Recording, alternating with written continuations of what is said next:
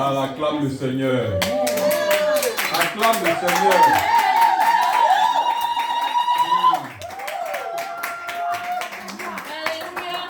Aujourd'hui, c'est un jour particulier.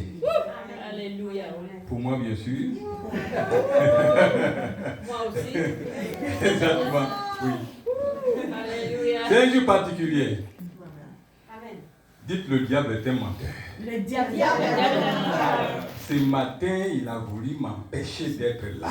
Oui. Mais c'est un menteur. Amen. Et vous êtes tous couverts par le sang de Jésus. Nous sommes tous couverts par le sang de Jésus. C'est pour ça que j'ai mis cette chanson. Alléluia. Bien aimé, j'ai béni le Seigneur pour avoir été là ce matin. Amen. Oui. Amen. Quand je vais refaire le film, c'était pas évident. Mais Dieu seul peut faire tout ce qui est possible. Amen. Alléluia. Et je me réjouis. Et je vous salue dans le nom puissant de Jésus. Amen.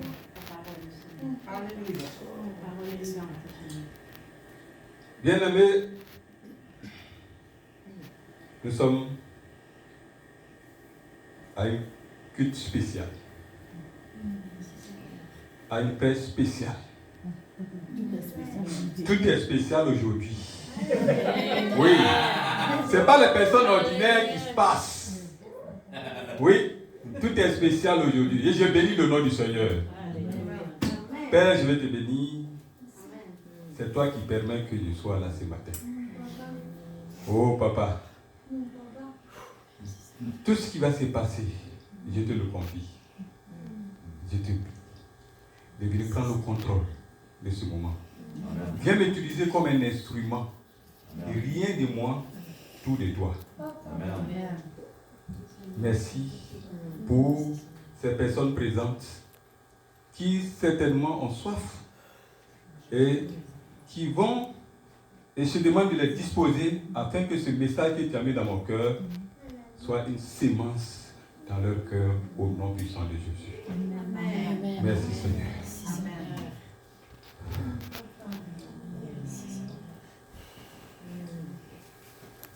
Rappelez-vous, une fois ici, je crois qu'on avait parlé du nom. Du nom que nous portons. N'est-ce pas? Et le titre de mon message, je l'avais intitulé « Est-ce que ton nom que tu portes impacte ta vie ?» À cet effet, j'avais demandé que chacun de nous aille chercher le nom, l'origine de son nom qu'il porte. Est-ce que le nom qu'il porte influence sa destinée? C'est important parce que le nom, on ne le donne pas au hasard. C'est pourquoi l'ange Gabriel a dit à Marie, cet enfant que tu mettras au monde s'appellera Jésus. Parce que c'est ce nom-là qui va lui ouvrir toutes les portes. Amen. Alléluia. Amen. Donc, ça, on avait déjà parlé de ça. Mais ce matin, je ne suis pas venu vous parler du nom, mais c'était tout juste un rappel.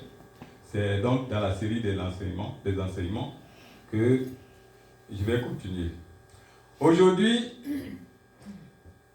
le titre de mon message, je l'ai intitulé « Sang de Jésus-Christ, une alliance éternelle capable de toute bonne œuvre pour l'accomplissement de la volonté de Dieu. » Amen. Ça paraît long, mais il fallait que je le libère comme ça.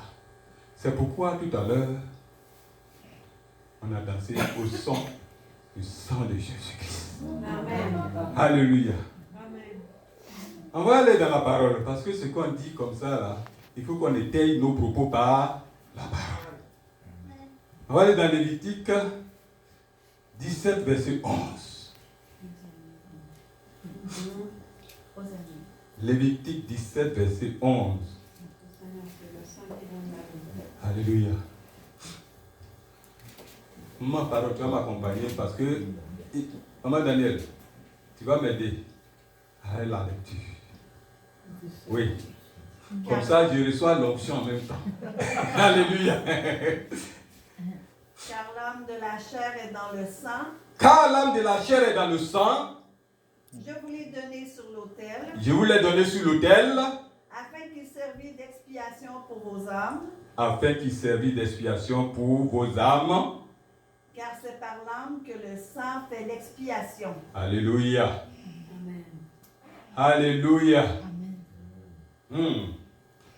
Il dit c'est par le pas, car c'est l'âme que le sang fait l'expiation.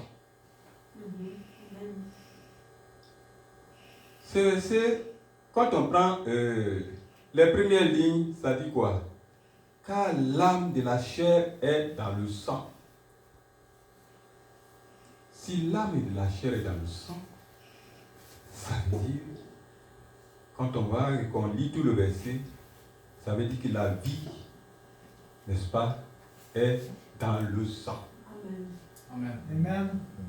La vie est dans le sang. Si tout à l'heure, chacun d'entre nous est vidé de son sang, c'est fini. C'est fini. C'est fini.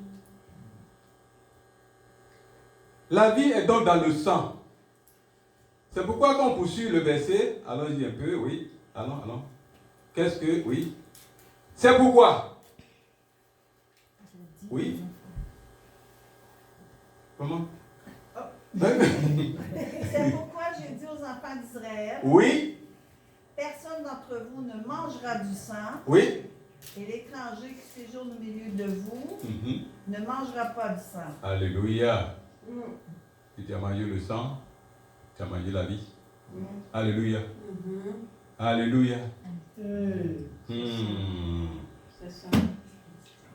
Alors, si la vie est dans le sang, ça veut dire que notre sang doit être un sang pur. Alléluia. Amen. Le sang que nous avons doit être un sang pur. Amen. Est-ce que nous avons un sang pur? C'est la question qu'on se pose. Parce que dans le sang, sur le plan physiologique, il y a l'aspect des comportements. Alléluia. Il y a l'habitude, il y a aussi l'attitude et il y a aussi des pensées, n'est-ce pas, dans le sang. Sur le plan spirituel, n'est-ce pas, tu peux avoir dans le sang, n'est-ce pas, ton intelligence, tes émotions, tes caractères, tes sentiments, tes volontés, etc. Alors, est-ce que nous avons un sang pur, comme je posais la question tout à l'heure? Non, pitié, papa. Si notre sang n'est pas pur, ça veut dire que, quelque part, tout à l'heure dans ce que je disais, ça va amener un certain nombre de comportements. Ne dit-on pas que, quelquefois, on dit oui, il a le sang de son papa, il a le sang de sa mère, par rapport au comportement qu'on a. On a hérité le sang de nos parents. À vrai dire, quand on va plus loin, qu'est-ce que nos parents faisaient? Parce que ce que tu fais va contaminer, n'est-ce pas, ton sang, parce que c'est ça dans ça qu'il y a la vie. Alléluia. Amen. Et donc, si c'est cela, alors quel type de sang nous avons? Peut-être que je vais vous étonner. Vous avez, il y a des sangs, lorsqu'on a ces sangs-là, tout est échec dans notre vie. Alléluia. La vie qui est dedans, c'est l'échec. La vie qui est dans ce sang-là, c'est quelqu'un qui n'a pas de promotion. Tu vas travailler quelque part, dans une administration, partout où tu seras. Tu seras toujours, tu vas passer des années, mais tu ne connaîtras pas les promotions parce que ton sang déjà, n'est-ce pas, ce sang est caractérisé comme ça. Tu seras dans la servitude. Alléluia. Parce que c'est ça essuyé au départ. Ces caractères-là, c'est ça que tu épouses.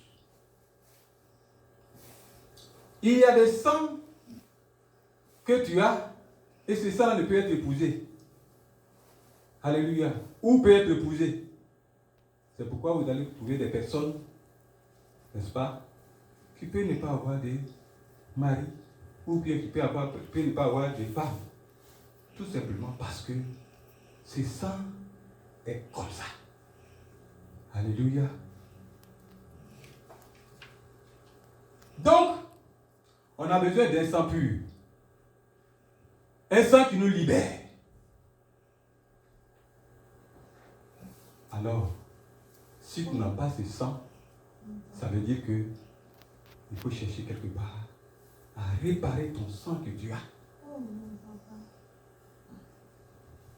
L'œuvre de la croix, ce n'est pas chose vaine.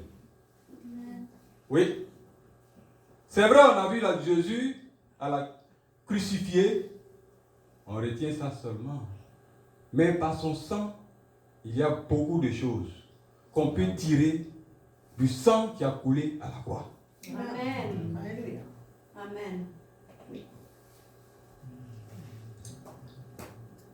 On va aller dans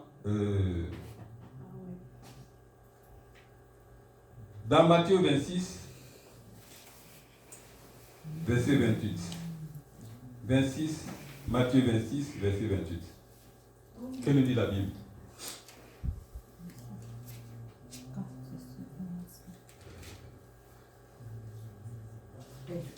Oui. Matthieu 26, verset 28. La Bible dit ceci. Car ceci est mon sang, le sang de l'alliance qui est répandu pour plusieurs pour la rémission des péchés. Alléluia. C'est sang. Ça, c'est le sang de Jésus. Pour la rémission des péchés. Amen. Est-ce que c'est ce sang que tu as, toi? Est-ce que c'est ce sang que moi j'ai? Amen. Il faut qu'on se pose la question. Et une fois que tu auras répondu à cette question, bien-aimé, alors, c'est un élément. C'est un élément qui va te conduire dans ta marche avec notre Seigneur Jésus. Amen. Si nous prenons encore dans la même chose, dans la même lancée, Jean 6, verset 53. Jean 6, 53. Alléluia. Jean 6, 53.